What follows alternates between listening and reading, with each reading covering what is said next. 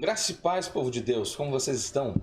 Aqui é o pastor Márcio Paulo e você está no seu portal bíblico e hoje vamos dar sequência ao nosso estudo para a classe de jovens do primeiro trimestre de 2021, lições da CPAD, lições comentadas pelo pastor Marcos Tedesco, com o tema preciosíssimo, ensina-nos a orar.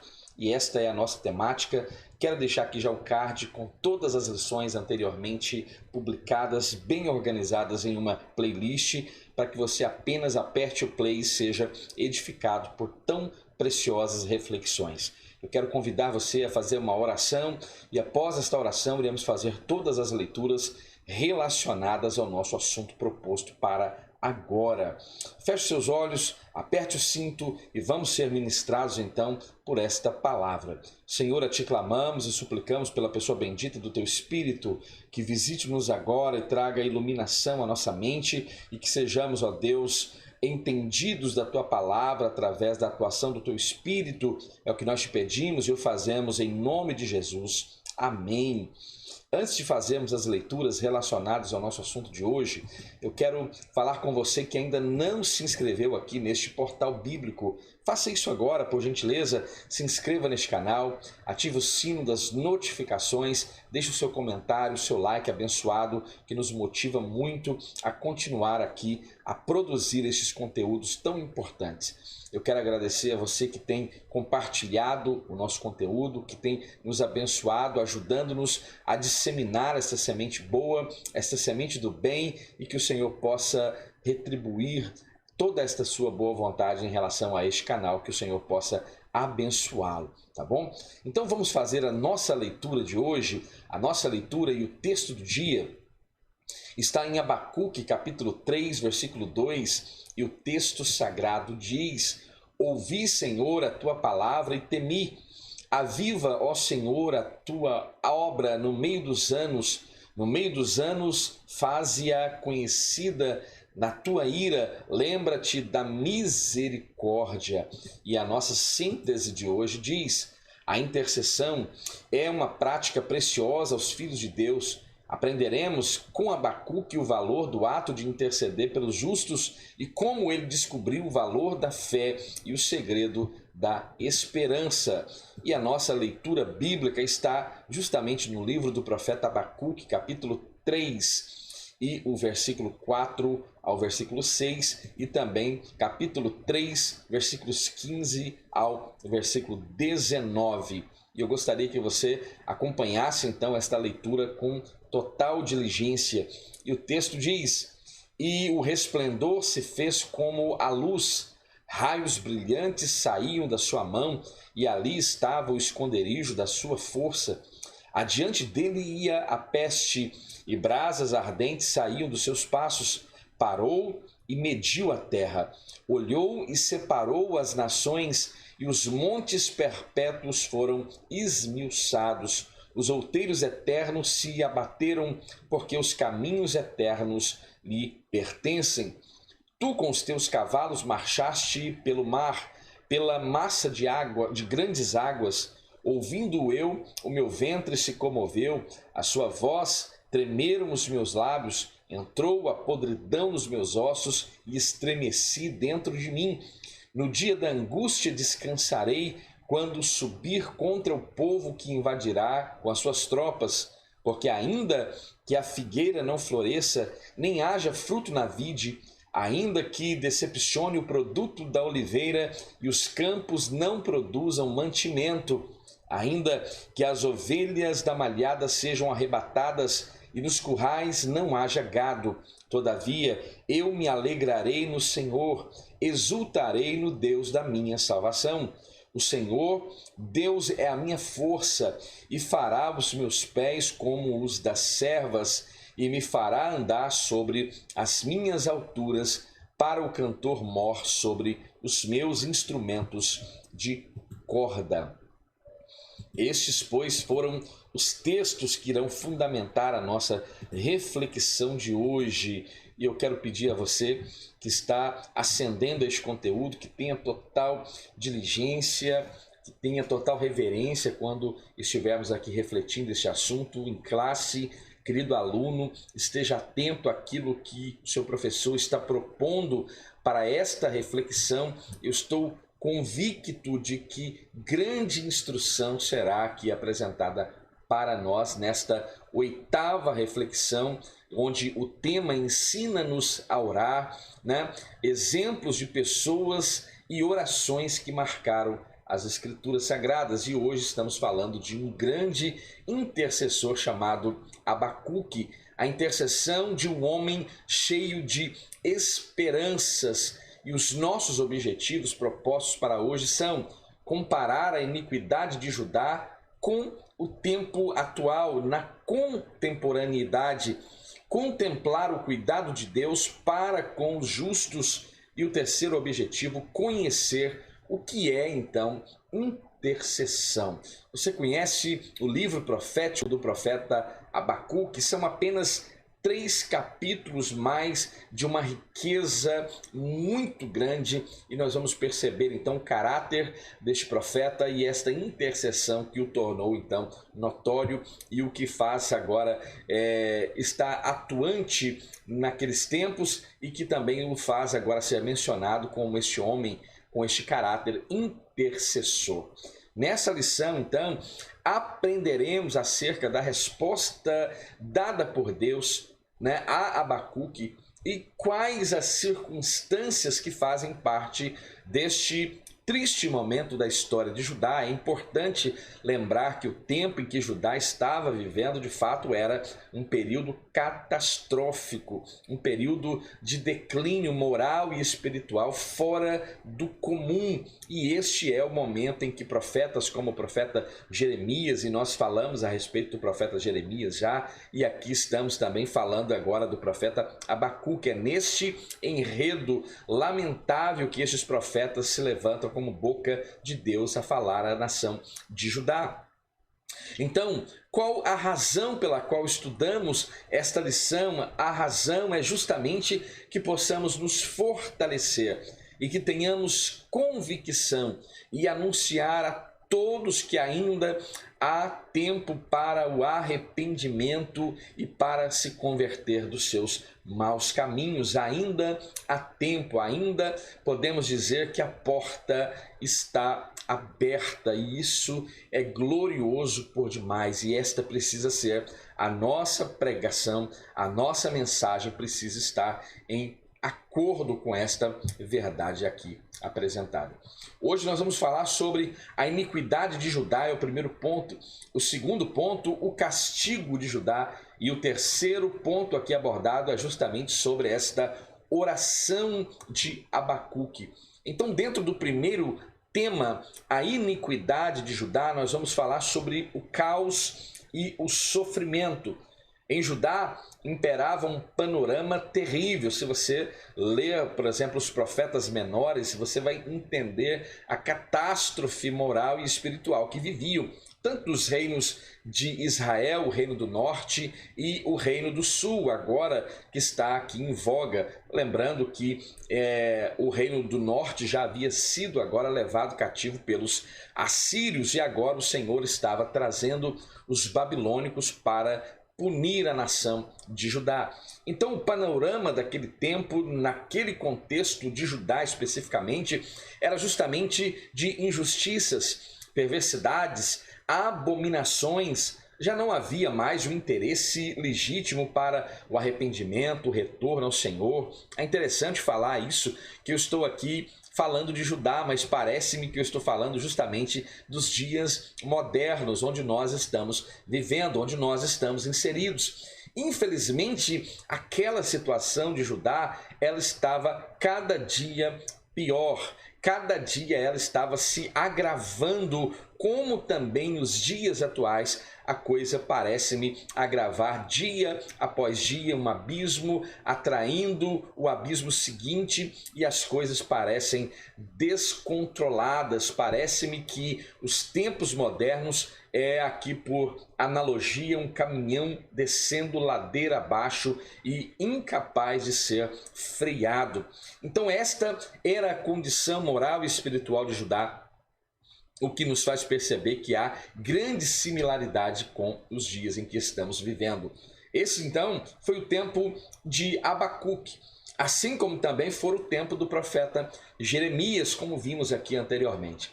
Então Abacuque exerce o seu ministério nesse período. Para um homem com grande sensibilidade e a devoção a Deus, essa realidade era por demais difícil de se submeter, era algo que trazia grande sofrimento à vida de Abacuque, como traz também muito sofrimento a muitos de nós que também não está concordando como o mundo está avançando, como o pecado, como a iniquidade tem se proliferado na terra. Então aqueles que têm o coração em Deus, aqueles que exercem empatia, como era o caso de Abacuque, nós sentimos uma dor muito grande e isso não pode ser ignorado, precisa ser aqui apresentado em classe essa característica. Então, para termos uma ideia, ao longo dos 3 capítulos do livro de Abacuque, a palavra Hamas é citada por 6 vezes e você pode perguntar, mas qual o significado então desta palavra hebraica tão antiga? E ela justamente é usada para fazer referência a uma violência extremada, uma violência desmedida. É por esta razão que esta palavra é evidenciada por 6 vezes em 3 capítulos do livro do profeta Abacuque. Essa expressão revela o pânico que reinava naquele tempo entre as pessoas justamente mais fragilizadas e também as que não se permitiam corromper-se com as iniquidades. Um outro ponto, viver então, ou como viver então estes tempos de iniquidades.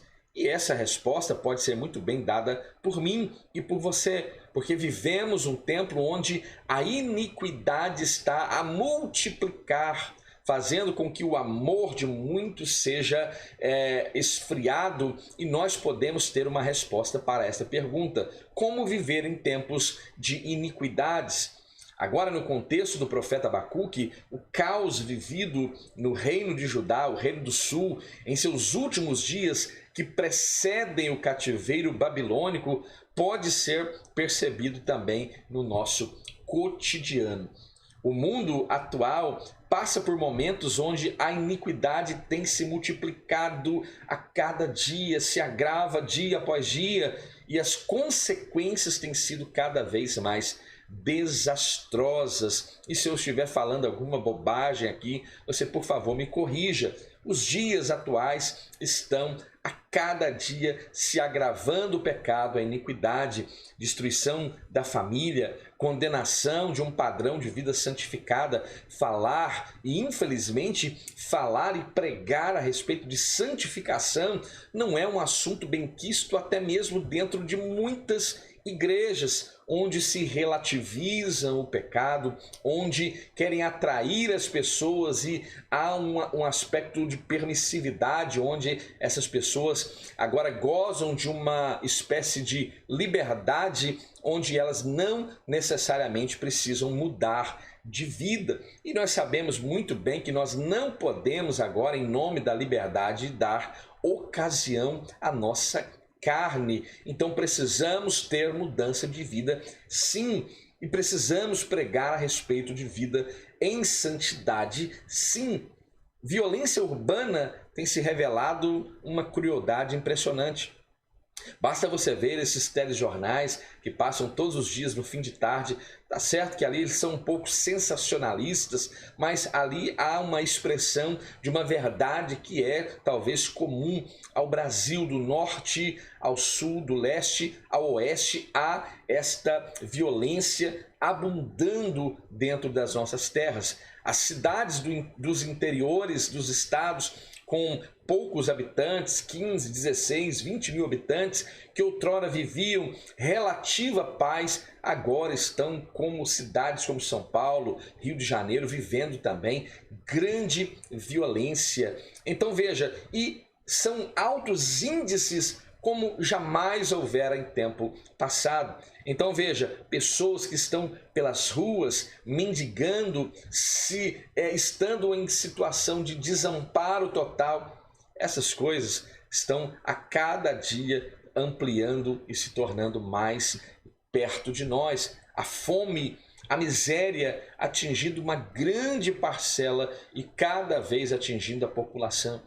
Prostituição e até mesmo formas veladas da mercantilização do corpo humano, levando à objetificação dos seres humanos. Isso é algo degradante. A justiça que não é mais a favor do justo. O mundo, como diria, ou como disse em certa ocasião o poeta, o mundo onde a verdade é o avesso e onde a alegria não tem mais endereço. Então veja, esta é uma situação muito atual e que também corresponde aos dias do profeta Abacuque. As leis que justamente existem para que haja justiça, elas simplesmente estão frouxas e são interpretadas de forma equivocada quando não compradas. As doenças da alma levando um número crescente de pessoas, e aqui é algo muito lamentável, essas enfermidades que levam muitas pessoas a tirarem as suas próprias vidas, mutilações, crises psicossomáticas, né? As pessoas buscam o tratamento para suas crises, mas o mundo continua sempre o mesmo.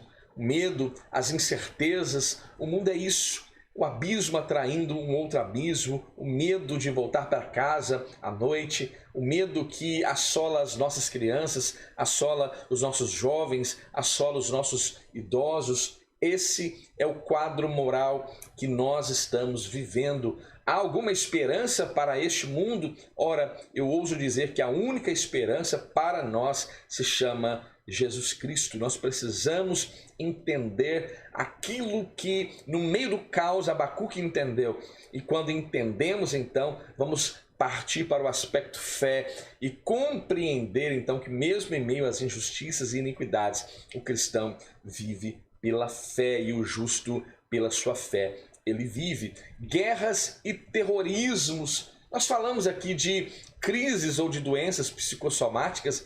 Eu acho importante que talvez você pode se indagar, pastor, o que é isso? O que é esse aspecto psicossomático? E aqui uma definição muito breve, muito direta e sucinta para que você compreenda aquilo que está sendo dito, que psicossomático vem justamente de uma junção de palavras ou de duas palavras gregas. Primeiro, psique, que tem relação com a alma, e soma. E o que é soma? O nosso corpo físico, ou seja, é uma doença que tem origem na alma do indivíduo e no seu psicológico, mas que tem consequências no corpo físico, né? É quando o indivíduo expressa essas enfermidades, e aí é algo muito sério e precisa de um tratamento também, de um cuidado muito grande, né? Depressões severas estão atingindo inúmeras pessoas e nós, como igreja, precisamos nos adequar a padrões que saibam identificar essas condições e saibam principalmente ajudar pessoas com esses sintomas. Muitos estão dizendo isso são demônios. Gente, nós precisamos parar urgentemente de demonizar tudo e de espiritualizar tudo. Questões psicossomáticas são uma verdade que está diante de nós e muitos estão lidando como se fosse uma influência demoníaca, maligna, e não é nada disso. Nós precisamos olhar com mais seriedade e sermos voluntários, né? Termos empatia para ajudar pessoas em tais circunstâncias. Então, além de tudo isso, guerras, terrorismos em toda parte do mundo, além de muitas outras realidades que nós nem podemos e talvez nem tenhamos tempo de aqui mencionar.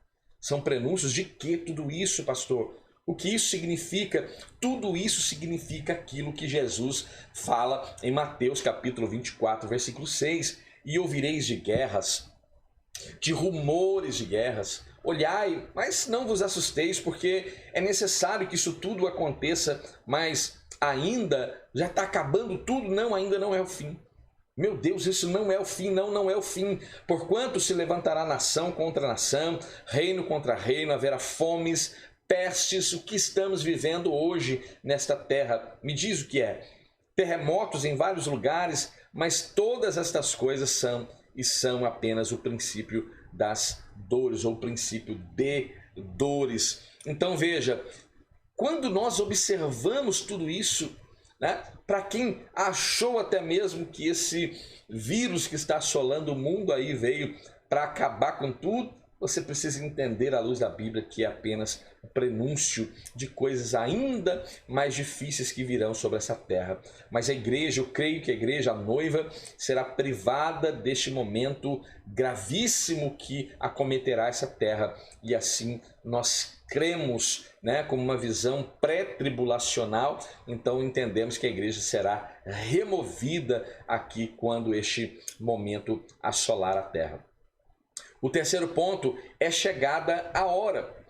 Por anos, não só Abacuque, mas muitos outros foram alertando o povo. Os profetas foram levantados por Deus para alertar o povo. Jeremias foi um desses profetas, e em Jeremias capítulo 26, versículo 4 ao versículo 6 diz: Dize-lhes, pois, assim diz o Senhor, se não me derdes ouvidos para andardes na minha lei, que pus diante de vós, é a palavra de Deus aqui, pela boca do profeta Jeremias, para que ouvisseis as palavras dos meus servos, os profetas, que eu vos envio madrugando e enviando, mas não me ouviste. Ou seja, Deus estava dizendo pela boca do profeta Jeremias que o próprio Deus levantou e enviou estes profetas pelas manhãs, né, apregoando a palavra de arrependimento, e nenhum efeito esta palavra fez. E como está acontecendo hoje?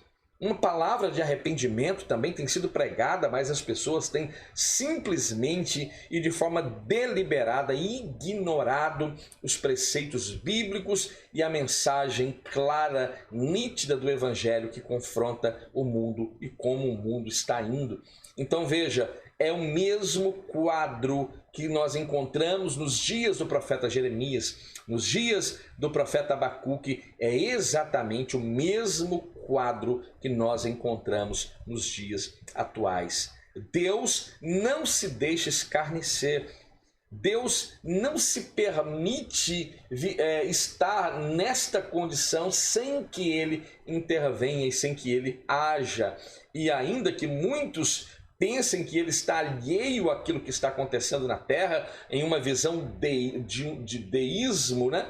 Uma visão teológica chamada de deísta, né? Nós sabemos que essa visão prega uma ideia de um Deus que cria a humanidade, depois como um relojoeiro que dá corda no relógio e deixa esse relógio ali alheio. Não, Deus não se comporta dessa forma. Ele não está alheio àquilo que está acontecendo na terra. E como Jó, certa ocasião, disse, o seu Redentor, ele diz, Jó, vive e por fim se levantará sobre a terra. Aqui eu extraio esta verdade que Jó agora afirma para si, para também afirmar para mim e para você que nos ouve agora. O nosso Redentor, ele vive e ele se levantará sobre a terra, como se levantou para trazer juízo para Israel através dos assírios, como também se levantou para trazer juízo sobre Judá através dos babilônicos. Ele também virá e muito em breve virá para extrair a sua igreja e trazer juízo sobre a terra.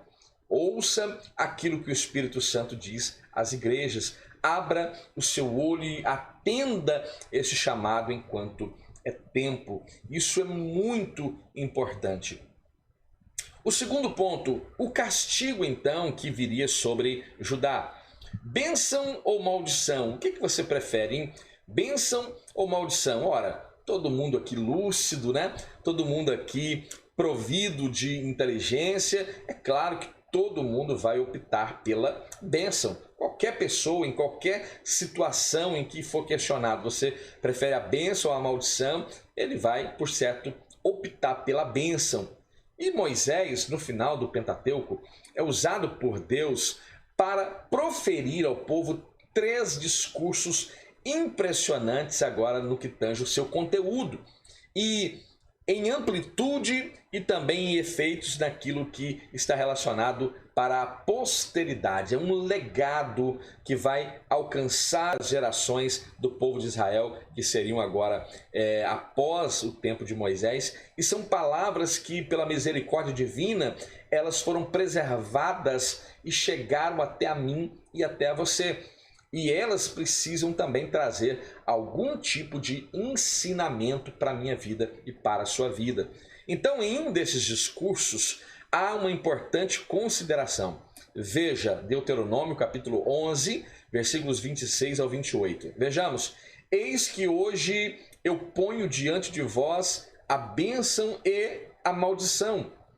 A bênção quando ouvirdes os mandamentos do Senhor vosso Deus que hoje vos mando, porém a maldição se não ouvirdes os mandamentos do Senhor vosso Deus e vos desviardes do caminho que hoje vos ordenou. Parece-me algo muito difícil de compreender? Creio que não. Creio que não. Não é necessário ser um erudito, né, ter uma boa leitura, ser um grande interpretador de texto ou interpretar bem aquilo que se lê, respeitando as pontuações, para ter um entendimento do que está escrito. Aqui eu creio que todos nós temos total, plena habilidade de ler e entender o que Deus estava dizendo. Ele estava condicionando o aspecto de bênção à obediência ou a observância de tudo aquilo que o Senhor estava prescrevendo ao povo. E de igual forma, a maldição também estava relacionada ao não cumprimento ou à não observância daquilo que Deus estava propondo. Então, como que eu vou viver o aspecto de bênção, pastor Márcio? Ora, obedecendo aquilo que o Senhor está prescrevendo, observando com diligência aquilo que o Senhor está propondo. Ah, mas aquilo que o Senhor pede de nós é muito difícil. E nós vamos encontrar dentro da palavra de Deus que o que o Senhor pede de nós não tem nada de difícil. O evangelho é simples, o próprio ministério de Jesus Cristo é algo tão singelo, simples por demais. Todos nós temos total habilidade. O que mais me envergonha é que talvez em muitos momentos da minha vida eu estava inapto ou tinha habilidade para cumprir coisas tão simples como é aquilo que é proposto para nós. O Senhor não requer de mim e de você algo que sejamos incapazes de apresentar a Ele. Você já fez essa indagação? Olha, o que o Senhor está requerendo de mim é algo muito difícil. Pare com isso agora em nome de Jesus. Ele jamais irá requerer de mim e de você algo que seja incapaz para nós apresentarmos a Ele. Veja, este Deus é tão maravilhoso que Ele olha para você, olhou para você e percebeu aquilo que você pode dar, aquilo ou até onde você pode chegar, e saiba que dali Ele não vai te exigir, porque Ele sabe o seu limite, a nossa limitação. Então, a bênção estava relacionada a somente obedecer, pastor? Sim. Como hoje a bênção está somente em obedecer. Você se lembra de... Aqui vou te dar um exemplo claro. Você se lembra de Samuel quando o Senhor falou a ele através... Aliás, você se lembra de Saul quando o Senhor falou a ele através do profeta Samuel a respeito dos amalequitas, né? E ele vai e ele poupa a vida de Agag e ele traz alguns animais que deveriam ter sido mortos. E veja, a palavra de Saul: olha, mas eu poupei o rei e trouxe os animais para apresentar a Deus. E ali o que o Senhor vai falar? O Senhor vai dizer de forma clara de que o Senhor não tem prazer em sacrifício, mas o Senhor tem prazer em que obedeça a sua palavra. O atender à vontade de Deus é muito mais glorioso para Deus do que ribeiros de gordura, de carneiros. Quando nós entendemos então que é tão simples, nós nos envergonhamos de fato por às vezes estarmos tão inaptos de estabelecer cumprimento para coisas tão simples. Eu só tenho que obedecer se você ter a atenção de ouvir aquilo que o Senhor está dizendo e ter o cuidado de obedecer tudo aquilo, você é abençoado, você é bendito, a tua casa é bendita, seus filhos são abençoados, seus animais que estão lá guardados na sua manjedoura, no seu curral é abençoado, o seu fruto, o teu cesto é abençoado. O único princípio é obediência. Então essas palavras de Moisés demonstravam ao povo o quanto suas formas de lidar com os desafios diários seriam determinantes quanto ao futuro. E também é exatamente nos dias de hoje. É aquilo que chamamos de uma justiça retributiva ou simplesmente uma lei da semeadura. Aquilo que eu planto é obviamente aquilo que eu vou colher. Então a validade ou a validação dessas palavras é tão real nos dias de Moisés e nos dias de Abacuque, né? E é tão real hoje. Nós também somos péssimos em obedecer. Vamos ser honestos, vamos deixar a hipocrisia longe do nosso discurso, né? Obedecer, ter uma vida de obediência é justamente algo terrível, algo difícil, dificílimo, e que muitos estão aí lutando, penando e às vezes não conseguem. E este talvez seja o maior sacrifício.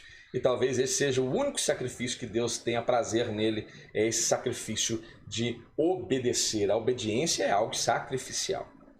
Então temos diante de nós, você tem diante de você. Veja, você mesmo. Você tem diante de você aí a bênção e a maldição proposta. Tudo vai depender de como você responde a esta proposta ou esta vocação e como você conduz os seus passos. Tudo depende agora em relação a mim e em relação a você. O segundo ponto aqui, o sofrimento dos justos. O profeta questionava com o coração apertado o sofrimento dos justos, assim como nós e muitos fazemos também a respeito por que as crianças estão sofrendo, por que há fome na terra. Nós fazemos, hora ou outra a gente acaba fazendo essas indagações nas nossas crises existenciais, né? Mas também compreendi o destino impiedoso da que se desenhava sobre os seus compatriotas que se lançaram em vida de iniquidades, e o profeta vai dizer, por que os babilônios? Por que essa indagação queimava o coração de Abacuque? Porque o povo de Judá era ímpio? Ok, estavam terrivelmente praticando a impiedade, mas os babilônios eram um povo ainda mais ímpio, né? O fato desse povo ser ímpio, né, e praticante das mais terríveis abominações, não ajudava o profeta a digerir aquela triste realidade. Muito pelo contrário, isso era algo que agregava mais dor de cabeça ao profeta Abacuque. E Deus estava empregando um povo ainda mais ímpio, como eu disse aqui, mas em Jeremias capítulo 27, versículo 6, olha que coisa gloriosa. O próprio Deus, quando levanta alguém para punir o seu povo, o Judá, o profeta diz, eu agora os entreguei todas as terras nas mãos de rei Nabucodonosor, né? Vamos falar o nome inteiro, rei de Babilônia, meu servo. Assim como Deus fala de Ciro, é meu pastor ou meu ungido e vai fazer aquilo que me apraz, Deus está falando aqui que Nabucodonosor é um servo. Mas é o servo que é fiel a Deus e que o serve com integridade? Não, é aquele servo, é todo aquele que faz a vontade daquele que é o Senhor. E o nosso Deus é Senhor de toda a terra. Se este indivíduo é ímpio ou não ímpio, não importa. Deus, se tiver que usar para cumprir os seus desígnios e propósitos, ele vai usar. Não tem nenhum problema em entender isso. Como um jargão pentecostal que muito se ouviu, se Deus mandar, até o diabo obedece. E eu creio muito nesta palavra como uma verdade. E é por isso que eu trago paz ao meu coração diante das incertezas, das inseguranças, porque eu sei que talvez eu não entenda tudo aquilo que está acontecendo, mas eu sei que Deus que está tratando com aquilo que está acontecendo conhece a fundo e ele tem domínio sobre tudo, sobre todas as coisas. Então, isso trazia certa tristeza e certos questionamentos ao coração de Abacuque. O Senhor deixara bem claro que no tempo certo os caldeus, como os assírios, iriam pagar por suas atrocidades, por suas iniquidades, mas nesse momento eles estavam sendo direcionados para serem os instrumentos de juízo de Deus e agora especificamente para o reino de Judá. Pela fé, aqui nós vamos compreender aquilo que também é um marco na história da igreja. Pela fé, Um dos versículos mais conhecidos de toda a Bíblia Sagrada define com precisão o que é a fé. Hebreus capítulo 11, versículo 1. O que é a fé? Ora, a fé é o firme fundamento das coisas que se esperam, prova das que se não veem. É a fé que nos dá sentido ao ato de orar, pois cremos que Deus nos ouve, nos fortalece em meio à nossa caminhada, anunciando o reino de Deus. Pela fé vencemos também os mais diversos desafios e nos enchemos de ousadia, de intrepidez no meio do caos, onde estamos inseridos, pois sabemos que o Pai está conosco. E foi a fé o elemento chave aqui apresentado por Deus ao profeta Abacuque. O justo viverá pela fé. Quando nós lemos em Abacuque capítulo 2, versículo 4, o texto diz: eis que a sua alma está orgulhosa, não é reta nele, mas o justo viverá pela sua fé. O apóstolo Paulo, por certo, com este texto de Abacuque em mente, agora inspirado pelo Espírito Santo, aos Romanos capítulo 1, versículo 17, diz: porque nele se descobre a justiça de Deus em glória, ou de fé em fé, melhor dizendo, como está escrito, mas o justo viverá da fé, porque nele se descobre a justiça de Deus de fé em fé, porque está escrito, ou como está escrito, mas o justo viverá pela fé. O estopim daquilo que conhecemos como a Reforma Protestante. Já ouviu falar da Reforma Protestante? Pois o estopim da Reforma Protestante está justamente na compreensão deste texto de Romanos capítulo 1, versículo 17. Um simples padre chamado Martinho Lutero, que teve a ousadia de enfrentar os poderes religiosos e políticos da sua época, a fim de que a verdade fosse redescoberta no Evangelho e se tornasse então conhecida e divulgada entre todos. Seus olhos se abriram de forma gloriosa ao ler o texto paulino aos Romanos, né? Ele começou a ter uma grande experiência com Deus, e aí nós vamos ver todo aquele processo, as teses pregadas na porta da igreja de Wittenberg, na Alemanha, e nós vamos ver que isso fora o estopim desta reforma protestante. Então, Abacuque entendeu que o justo, mesmo passando pela adversidade causada por aqueles que praticam a iniquidade, mas o justo permanece firme e constante, porque ele vive o aspecto de fé. Então ele tem paz no seu coração por entender esta verdade tão gloriosa. A oração de Abacuque. Um homem que questionou Deus. Os profetas que escreveram livros na Bíblia Sagrada dirigiram suas palavras às pessoas, ou algumas pessoas específicas, ou ainda uma nação, um povo específico. Porém, Abacuque tem uma peculiaridade, e eu quero que você preste muita atenção nesta peculiaridade. O seu livro vai registrar palavras que nos mostram um profundo diálogo entre Abacuque e Deus, entre o profeta e Deus. Em toda a Bíblia Sagrada, é raríssimo encontrarmos ocasiões assim, personagens que recebem de Deus a autorização para questioná-lo de forma clara e aberta. Moisés é um conhecido exemplo, intercede pelo povo que era teimoso. Abraão também, você se lembra de Abraão?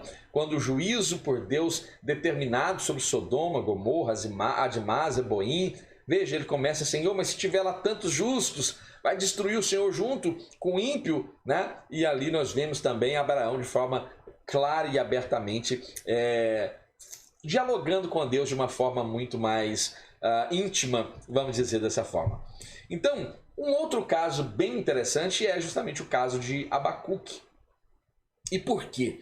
Você já leu o livro profético de Abacuque? São 3 capítulos. Termina esse vídeo aqui e vai lá pegar a sua Bíblia e vai ler os 3 capítulos de Abacuque. Fechado? Então, no início do capítulo 1, o profeta se entristece diante de tudo aquilo que ele vê, né, que impera no meio do povo, que é o seu povo, e pergunta: por que Deus não intervém? Até quando, Senhor, clamarei eu e tu não me escutarás? gritarei violência e não me salvarás. Está logo lá no início do livro do profeta, né? O peso que viu Abacuque no capítulo 1, versículo 1, e logo começa com esta indagação.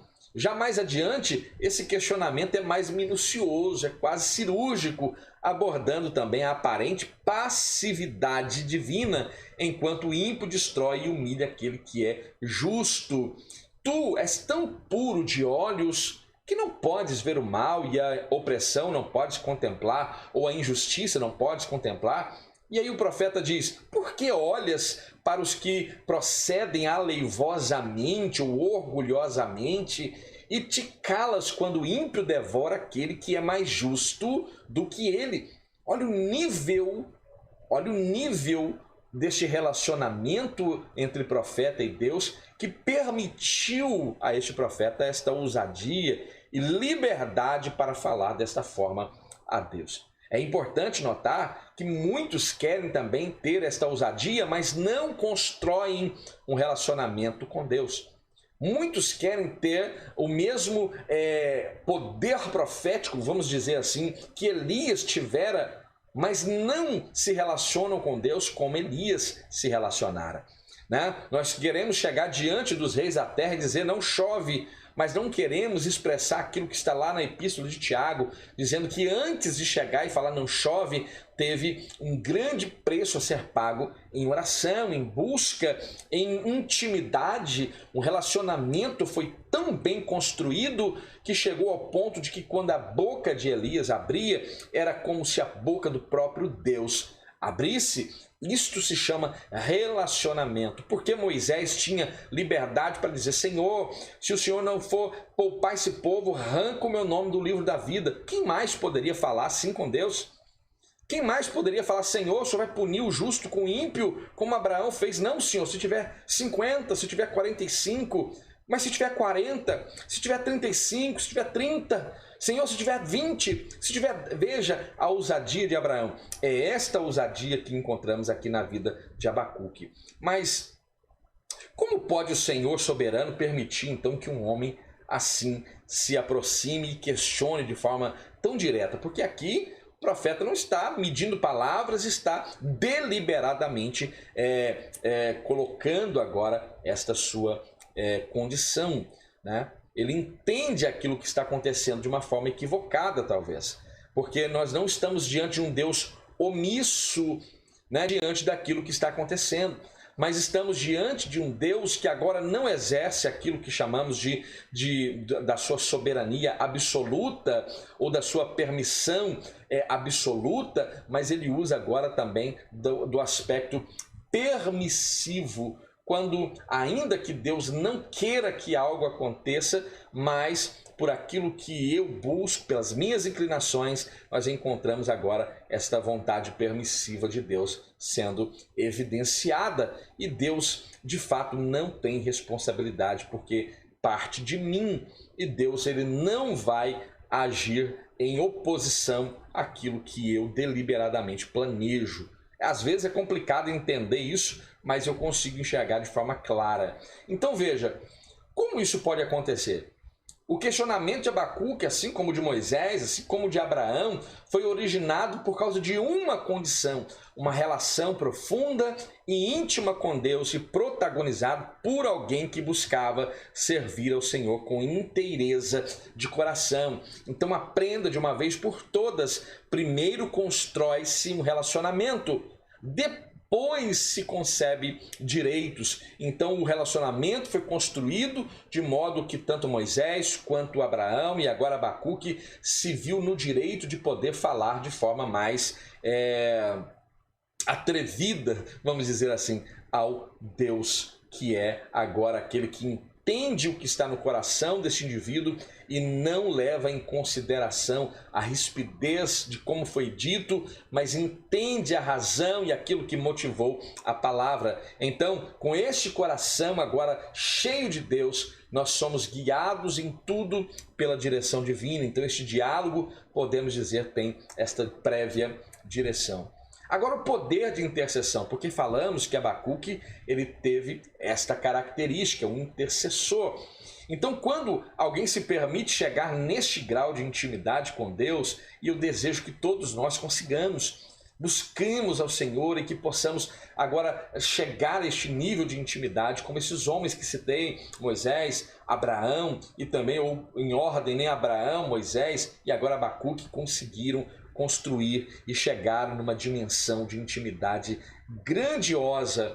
Então, nesse sentido, o questionamento não é movido por simplesmente discordar de Deus, não é uma oposição contra Deus, é só um desejo de ver as coisas indo numa direção e a minha falta de percepção da vontade absoluta de Deus. Então veja, esse questionamento então não é uma discordância, mas sim acontece por uma série de sentimentos e virtudes que conhecemos bem. Aquilo que o apóstolo Paulo, escrevendo aos irmãos Gálatas, vai nos apresentar aquilo que diverge totalmente daquilo que a carne produz, e agora é evidente em nós que é o fruto do Espírito: o amor, o gozo, a paz, a longanimidade, a benignidade, a bondade, a fé, a mansidão e o domínio próprio, também chamado de temperança.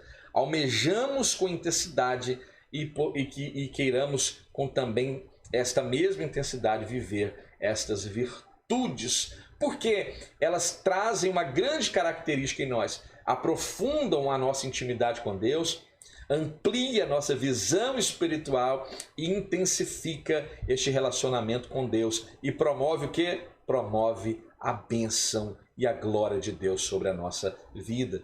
A sensibilidade de Abacuque nos impressiona.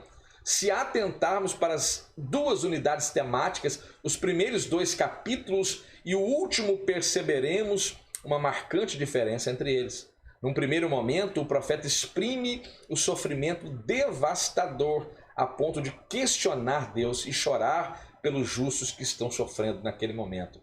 Mas algo acontece, o Pai responde e revela um grande segredo que é aqui abertamente expresso a mim e a você. O segredo que Abacuque precisava conhecer, e nós estamos aprendendo aqui, precisamos viver isso na nossa vida prática cristã, né? Deus revela a ele o grande segredo para uma caminhada triunfante do crente: a fé. A fé é aquilo que nos possibilita ir e ver além do que os nossos olhos e os nossos pés naturais podem nos levar. Abacuque agora, com essa mensagem bem gravada em sua mente, começa a ver aquilo que está muito além dos seus olhos. Ele vê o invisível. A fé nos faz ver o invisível. A fé é o firme fundamento das coisas que se espera, prova das que se não veem. Pela fé vemos o invisível. Ao início do 3º capítulo, as palavras são de esperança, são de paz e que possamos nos alegrar no Senhor e exultar no Deus da nossa salvação.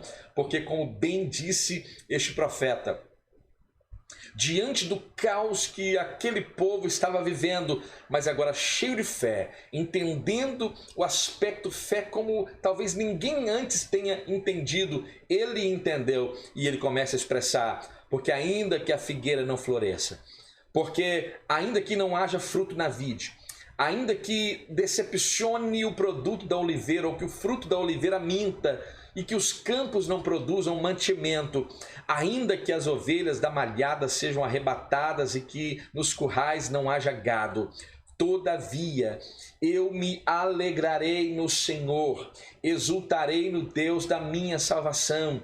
O Senhor Deus é a minha força e fará os meus pés como os das cervas e me fará andar sobre as minhas alturas. Abacuque capítulo 3, versículos 17 ao 19. Pela fé ele viu além daquilo que estava proposto naquele caos, e a fé também nos leva a ver muito além daquilo que este caos deste presente século onde estamos inseridos nos faz enxergar. A fé nos faz ver muito mais além. Seja como Abacuque, interceda no meio do caos. Se você ficou até aqui, muito obrigado. Eu louvo a Deus pela sua vida. Me ajude a disseminar essa semente, me ajude a compartilhar no seu grupo familiar, no seu grupo eclesiástico. Ajude quem você ama através de uma boa reflexão bíblica e que o Espírito Santo possa aplicar essa palavra de forma mais poderosa ao seu coração. É que humildemente peço ao Senhor, ó Deus, eu peço em nome de Jesus. Muito obrigado